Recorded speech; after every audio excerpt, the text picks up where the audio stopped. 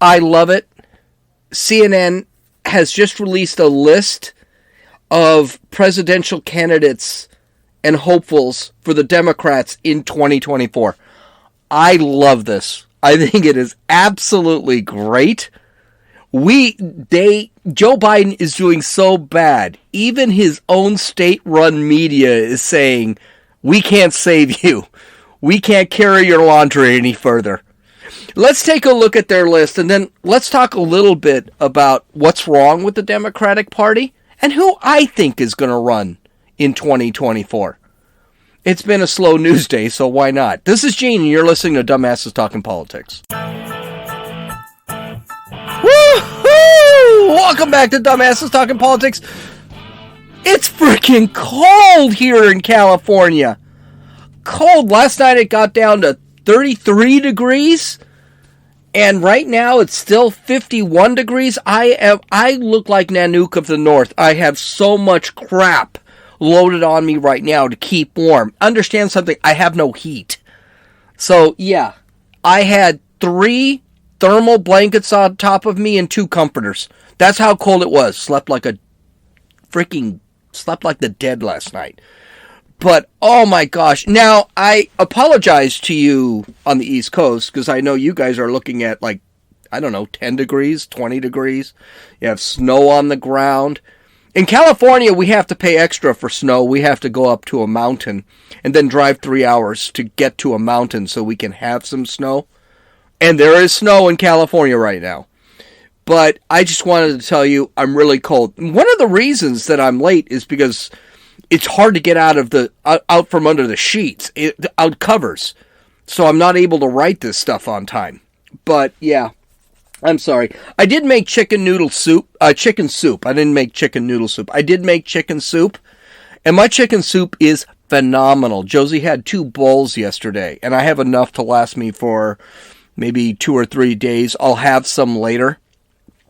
And maybe one of these days I'll actually do a video, a Rumble video, on how to make chicken noodle soup that rocks ass. Because my chicken noodle soup, I got news for you, it rocks ass. And as a matter of fact, I'm looking at the bowl, I took it out. I don't know why I put it in the refrigerator. It was so cold last night. I'm pretty sure the refrigerator was the same temperature as it was last night. But I did take it out. I'll heat up a bowl after the podcast while I'm waiting for this thing to upload.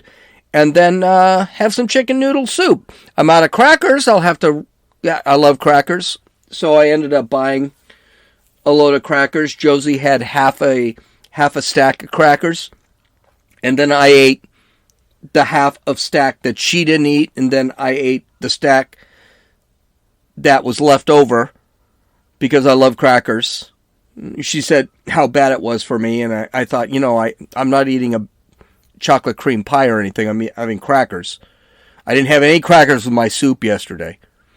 Anyway, let's get to the podcast. CNN is finally throwing the towel on Joe Biden. Only 11 months into his presidency, and Chris Cillizza of CNN is trying to figure out who we can replace Joe Biden with. Now, mind you, this was after polls were released that said Joe Biden, 30% of the people. 60% of Democrats, but 30% of all those polled said, yeah, Joe Biden should run. Both the New York Times and Washington Post released articles saying, yeah, Joe Biden shouldn't run again. Kamala Harris is not much better shape. She's still looking at like 30%. Yeah, they're in big trouble. They are in huge trouble. So Chris Cillizza of CNN, who is he's a horrible writer. How do these people get these writing gigs is what I want to know. Because it seems to me I should be writing for CNN. Little common sense, little things here and there. I don't push the Okay, I just answered my own question why I'm not writing for CNN. But let's take a look at Chris Cillizza's list of 11 future candidates. And this list, I won't lie, it's funny. It is a funny list. I can't believe this guy is actually saying this. So what I'm going to do is I'll read the list and then I'll tell you what I think about it. So let's go. Kamala Harris, that's the top of his list. And right now, she is the top of any list to run for 2024, including Biden. Biden is right above her as far as it goes. Let's face it, Joe Biden's not going to make it. He is slurring every word he has.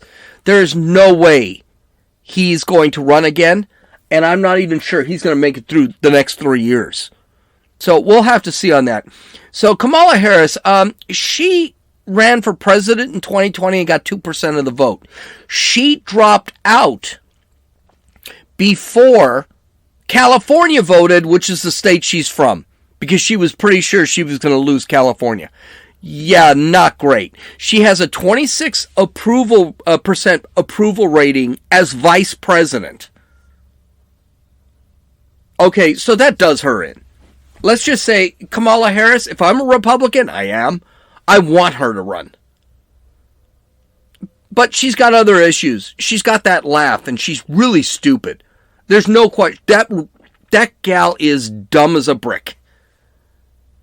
So I hope she does run. She'll be primaried again. Okay, the next on his list, Saliza's, is Pete Buttigieg. Okay, the first question I would ask is, what has this guy ever done? The citizens of South Bend, especially the black citizens of South Bend, didn't like him when he was mayor. He became the Secretary of Transportation under Biden in 2020 and then took 3 months off so he could take care of his twins that he had with his husband? And what's worse, no one knew he wasn't there. In the middle of a transportation crisis, a supply chain crisis. Yeah, no, he's going to be easy fodder for anyone who runs against him. They're just going to tear his ass apart. What's going to happen if you're president, you decide to, I don't know how two men have twins, but, I mean, two men have twins and then he needs to take off some months to take care of the twins with his husband, whatever. What's going to happen if he has more kids? Is he going to need to take off while he's president? Yeah. No. Elizabeth Warren, okay, she's got some major problems. First off, she's a communist, and everyone knows it. She's a joke. The Native American thing, when she got into Harvard saying she was a Native American, is going to haunt her for the rest of her life. And she's about as disingenuous as Hillary Clinton. Which reminds me, I should have probably hit that a little. You'll find out. Next on the list, so I don't even consider her a thing, Mitch Landrieu. You might be asking, who the hell is he? Yeah, I'm asking, who the hell is he too? Well, he was the mayor of New Orleans, and he did actually a pretty good job running for rebuilding the infrastructure in New Orleans, where they had a Category 4 storm, and it didn't affect New Orleans at all. And don't forget, Katrina, 10, 15, whatever years ago, Katrina destroyed New Orleans because the infrastructure was so bad. So he did a good job there. Again, who the hell is he? He's no longer the mayor of New Orleans. And what has he done since? And mayors typically don't make great presidents because it's a very localized position. So, yeah, no, probably not. Gina Raimondo. Yeah, I don't know who that is either. Neither do most people. She's actually the governor of Rhode Island. So name recognition is going to be a hard part. The bigger problem she has is she's also a moderate Democrat. This is going to be a problem with progressives and leftists. We're going to talk about that later too. The Democratic Party is not one party anymore. The Democratic Party is now 3 parties. So anybody, when I see Democratic polls and I see 10, 10, 10, 10, I don't expect anyone to be much over 10%. And there's a reason. We'll get to that. Gretchen Whitmer, are you freaking kidding me? Now, they started priming this broad back in 2020. And when I say broad, I mean that with the utmost disrespect. She is a horrid, terrible, leftist human being. She's a terrible person. She did crappy with COVID. And her state is a mess. When I say crappy with COVID, I mean she was putting old people back into old folks' homes and then putting people who had COVID into... She's one of those guys. She's like Andrew Cuomo. She actually killed a lot of old people through her policies. Terrible human being. But not only that, her state has high crime, homelessness, unemployment, quality of life issues. Detroit is gone under her leadership, and people are leaving Michigan for Florida. She has turned into a nightmare. And they still have that water problem in Michigan, where people can't drink the water because it's orange. It's been 8 years. That's never been fixed. And she was governor for those. Not to mention, she's got some scandals she's going to have to answer for. Like why her husband thought that he being married to the governor of Michigan was going to get his boat released in the middle of a COVID pandemic. Like why she told everyone they're not allowed to see their families, but she flew to Florida to see her family. Yeah, she's got some problems. Not a chance. Phil Murphy. I don't know anything about Phil Murphy. He is the governor. He is now the governor-elect for New Jersey. He barely won his own state against a Republican, and his state is blue. Was blue. So I'm not sure why they think this guy who barely won his own state as a Democrat in a Democratic state thinks that he's going to move on. Then there's J.B. Pritzker. He's the governor for Illinois. He's got a couple advantages. One, he's rich. Second, he's governor of a major state. Leftist state, blue state. But he's got some problems too. First off, he was involved directly. Like, the government recorded him with Rod Blagojevich in 2008 discussing how to implement the contribution scandal. Remember that? Blagojevich, or whatever his name is, wanted to, and this was what I thought a big mistake of Trump. Trump actually pardoned this guy. I don't know why.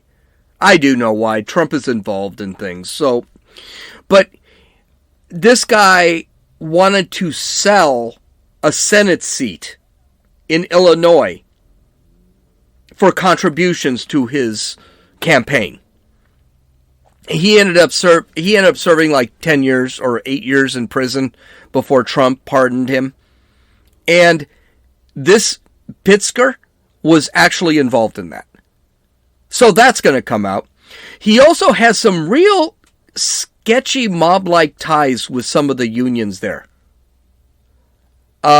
Which, by the way, in Illinois, if you've ever been to Illinois, that's pretty common in Illinois. You are not in a position of leadership unless you do have some mob-like ties to unions. Yeah, well, his mob-like ties are... And by the way, when I say he's rich, $3.6 billion rich.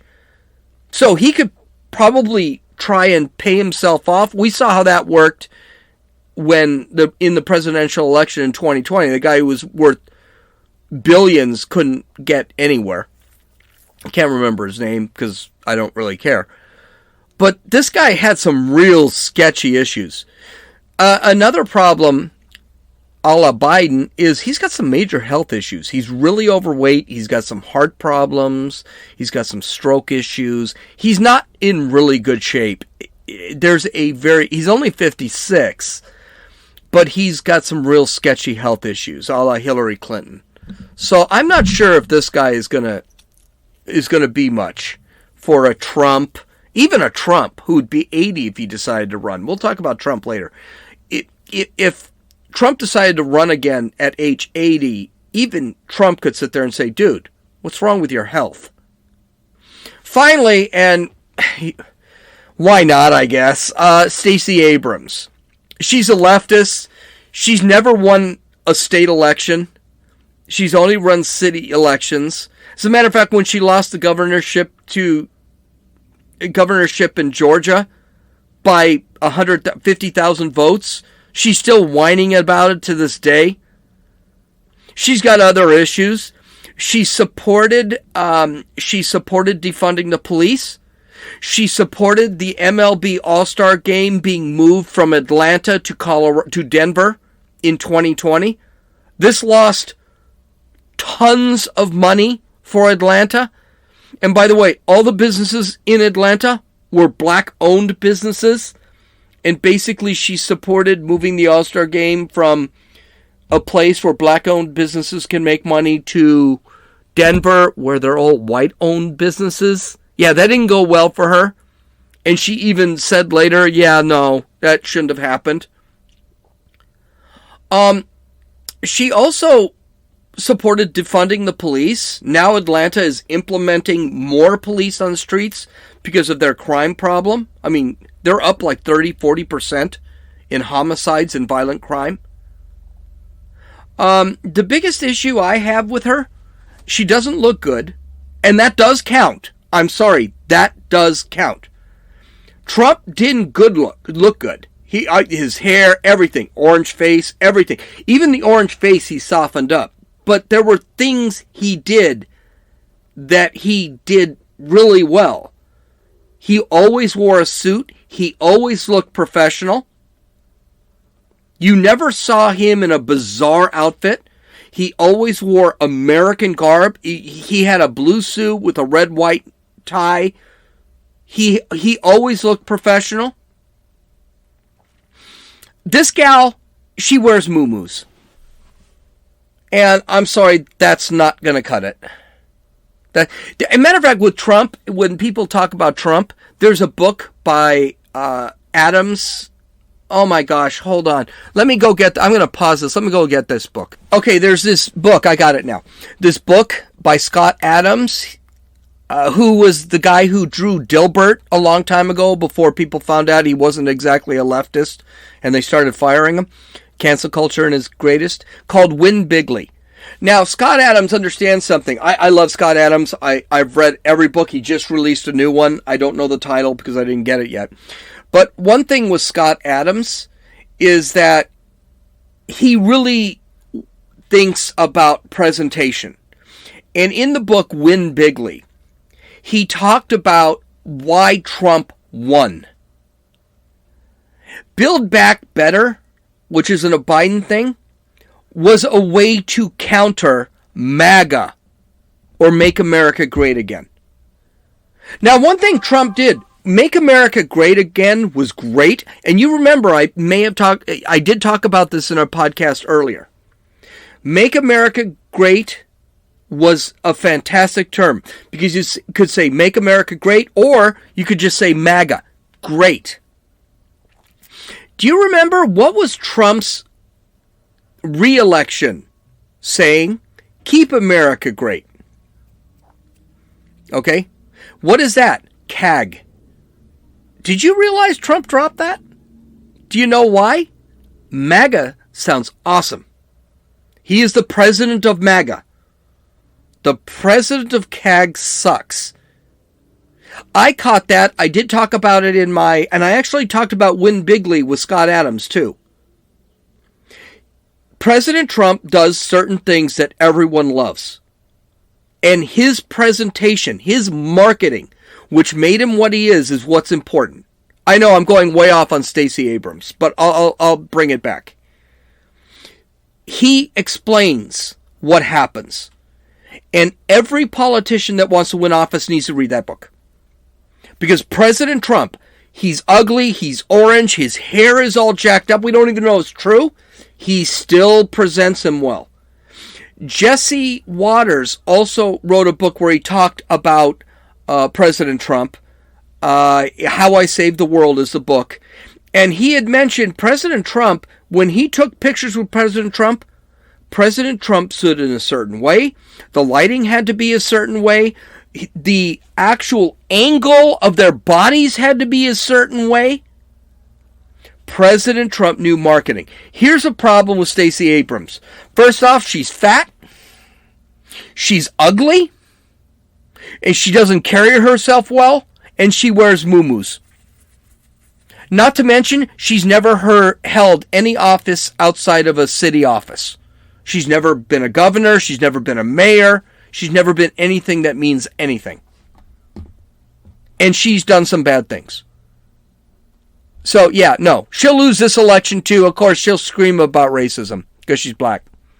So, no, that's not going to work. Read Win Bigly by Scott Adams. It's a great book. Now, I have some ideas about who should win, but first, I need to sit back and tell you what I think about the Democratic Party and why it's such a mess. The Democratic Party doesn't exist anymore. It is a three-party party. What the hell do I mean by that? I mean the conceptions of the party have been broken up into three distinct groups. And that's going to be a huge problem for the Democrats. It's going to be a huge problem for the Democrats until someone actually holds the Democrats liable for this crap. And people stop doing it. Okay, the party is broken up into three sections. I don't want to call them parties, but they technically are. Let's call them sections. The first is the most extreme. It is the leftists. They believe in everything from abortion after birth to 5-year-olds having transition procedures without their parents being notified to getting rid of jails and police. That's what they believe in. They still believe in it now. All this crime that you're seeing right now, they still believe that. They do not at all believe in the Constitution and think it can be arbitrarily changed. I talked about this last week when we were talking about the Equal Rights Amendment. The leftists have said the ERA is an amendment, even though the ERA never got voted as an amendment because they wanted abortion. But they also don't believe in free speech. They hate religion. The press should be regulated and censored. That's what big tech is doing now. Twitter, Facebook. Twitter, I'm about to quit Twitter. But that's what they're doing right now. And we should take away the Second Amendment rights. Do you realize that leftists, they keep talking about democracy, democracy, democracy, right? They do. And the first thing they want to do is take away every freedom that you have. And I told you when I read an opinion piece once, that's not the type of democracy I want. That's not democracy. By the way, we're a democratic republic. We're not a democracy. But this is what I want to do. The Democrats want to take away your rights. Republicans are just like, hey, I'm not touching anything. Look at Ron DeSantis down in Florida. You want to wear a mask? Wear a mask. You don't want to wear a mask. Your business, you want them to wear masks? Wear masks. You want to get a vaccine? Get a vaccine. I think you should get a vaccine. But if you don't want a vaccine, you don't have to have a vaccine. Freest state in the country. You want to own a gun? Go buy a gun. Loosest gun restrictions in the country. By the way, lowest crime in the country. One of the lowest crimes in the country. They believe in equity, not equality. That is extremely important. Here's the problem. You can have equity. And Matt Walsh talks about this a lot on the Daily Wire. You can have equity or you can have equality. You can't have them both. Equity means we are all the same. So Elon Musk invents a rocket that can go to the space station, but he should be worth as much as the guy who is sitting on his ass watching soap operas. So that's equitable. That's equity. Now, if you take away all of Elon Musk's money and you give it to all the people that want to sit in front of their televisions and watch soap operas, is that equality? No. Elon Musk is doing 10 times more for society than those other 250,000 people that are sitting in front of their televisions watching soap operas. But is it equitable? Yes. This is the problem. And the left has given up on equality. They don't talk about equality anymore. They even, when they use the term equality, they correct themselves and they say equity. Not to mention, the left are basically socialists. I would argue communists. They believe in violence to achieve their ends. They believe that violence is justified. You don't believe it? Look at the 2020 riots. Those were all supported by leftists like Kamala Harris, Cory Bush. Well, Cory Bush participated in them. Bernie Sanders, AOC. They were all supported. These people are interested primarily in increasing the power they already have. That's important. They're interested in increasing the power. Now let's talk about the second group, which are called progressives. Progressives want to change the country as the leftists do to an extent, but they want to do it sort of in the confines of the Constitution. Now what they want to do is they want to do it legally, but they may want to bend the rules a little bit. For example, they're kind of lukewarm on things like packing the court and things like ending the filibuster, but they've gotten their butts spanked a couple of times doing that. For example, when they implemented the nuclear option in the Senate, that was done by Reid. And then when the Republicans had power, and specifically the Supreme Court nomination, they implement a nuclear option, which means you can't filibuster it. And they got their 2 Supreme Court nominees put in. So they're a little warm. These are usually more experienced politicians because they realize we can't necessarily go out and change everything, because if we lose power, or when is what they should look at. Progressives always see when we lose power. Leftists always say we'll never lose power. Okay? They want to increase the power. Progressives want to keep their power. That's the big difference between the two. They realize that we need to be careful. Anything we do that's that extreme, like ending the filibuster or packing the Supreme Court, that's going to come back to haunt us, because there's a good chance we will lose power. That's why you see Cory Bush and AOC screaming, let's pack the court and end the filibuster. Yeah, they scream that because they don't realize that you could lose power. I mean, they're going to lose power in 2022, so there's that. FDR was a progressive. He was a very savvy politician. And he knew that I'm going to try some things and see how it works out. And then it didn't work out. And he said, okay, fine. I would even go so far as to say Bernie Sanders is a progressive, because he does want to implement communism within the boundaries of United States law. But he is an open communist, so I don't think he's a progressive. I think he's a leftist. So a lot of the time, they like to work around the Constitution, and how they do that is through the judicial branch. Sue people, take it to the Supreme Court, crap like that. Okay? They're really not willing to support things like extremes, because they've gotten screwed too much, but they are warming up to it. And they're warming up to it because they're actually leaving the progressive branch. And we'll talk about that in a few minutes. Progressives include Nancy Pelosi and Chuck Schumer. The ACLU would be a progressive organization. And again, the difference between leftists and progressives, leftists want to increase their power. These people, progressives, only want to keep their power. And finally, there's the moderates. That is what the Democratic Party used to be about 10 years ago. Though they didn't agree with Republican policies, the ideology was the same. They believed in the Constitution. They believed in the rule of law. They believed in the legal process. Republicans and moderates can have discussions, debates, and they can negotiate. There were no absolutes, whereas the leftists say, it's got to be this, or I'm not doing... Yeah, they didn't think like that. Joe Manchin and Kyrsten Sinema would be what you'd consider moderates. Here's the problem that the Democratic Party is having.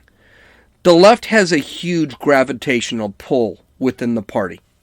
Progressives who have been lacking in moderation can be pulled into the leftist movement.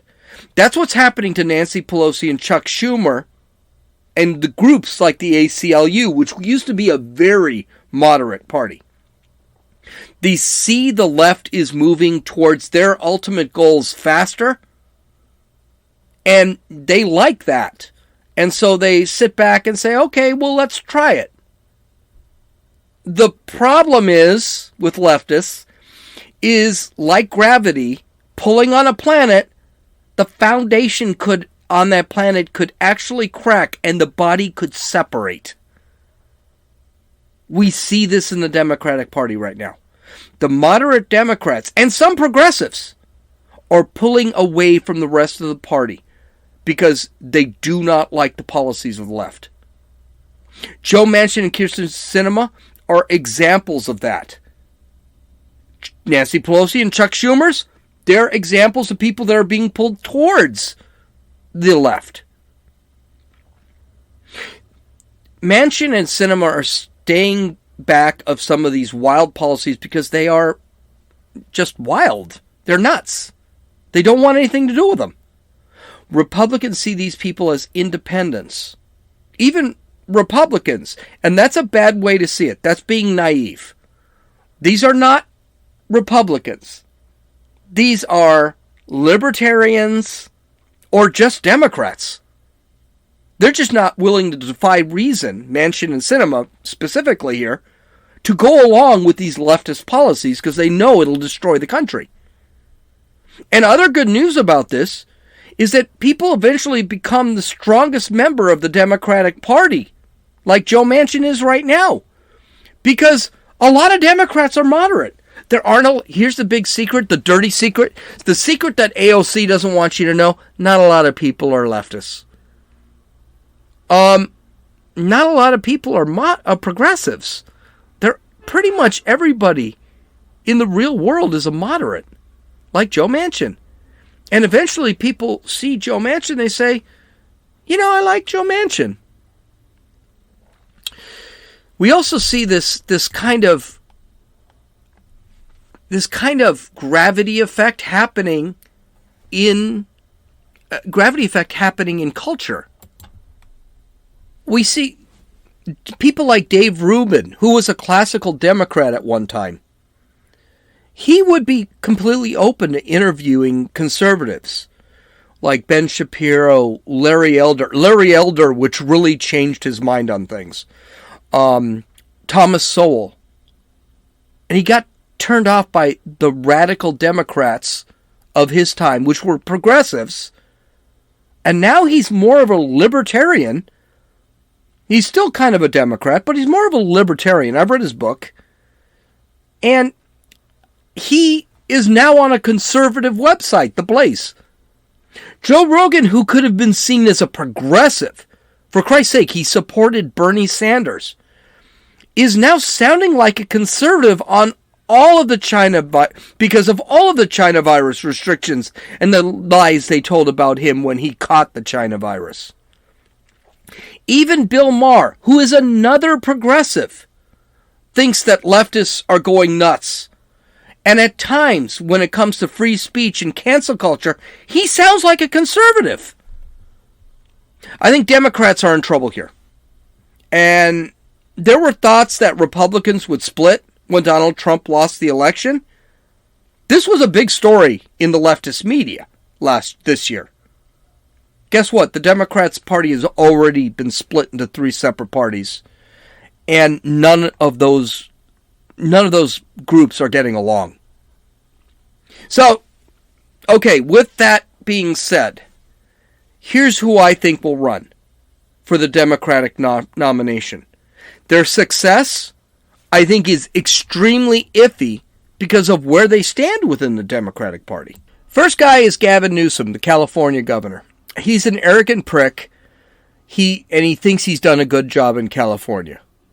I think the reasoning that he did a great job in California is on a few things. One, he won the recall election. So he seems to think that's a mandate that he's done a great job in California. His radical policies, he sees as a metric for being successful.